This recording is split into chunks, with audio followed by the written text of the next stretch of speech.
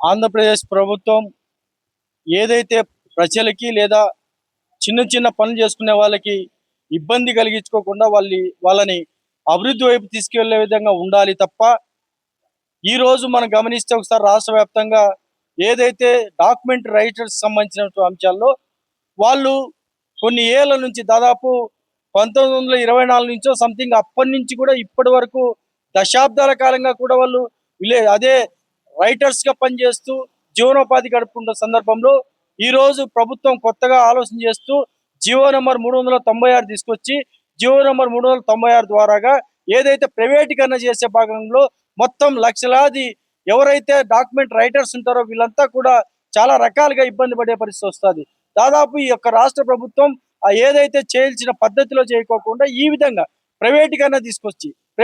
తీసుకురావడం ద్వారా మొత్తం వీళ్ళ కుటుంబాలు మొత్తం రోడ్డుపైకి వచ్చే పరిస్థితి. దీనివల్ల ఎంతో కొంత ప్రభుత్వానికి లాభం కావచ్చేమో కానీ పూర్తిగా ఈ కుటుంబాలు మొత్తం కూడా నష్టపోయే పరిస్థితి ఉంటుంది. కాబట్టి దయచేసి రాష్ట్ర ప్రభుత్వం ఒక్కసారి వీళ్ళపైన ఆలోచన చేయాల్సిందిగా రాష్ట్ర ప్రభుత్వానికి ప్రత్యేకంగా మేము విజ్ఞప్తి చేస్తా ఉన్నాం. లేని పక్షంలో ఈ రోజు దాదాపు ఇదే నెల 20వ తారీఖు నుంచి 31 అంటే దాదాపు 11 రోజులుగా దీక్ష చేస్తున్నటువంటి విలేకరులకి ఎస్సీ జనసంఘం తరఫున ప్రత్యేకంగా మేము సంపూర్ణమైన మద్దతును తెలియజేస్తూ తప్పనిసరి రాష్ట్ర ప్రభుత్వం ఏదైతే ఉందో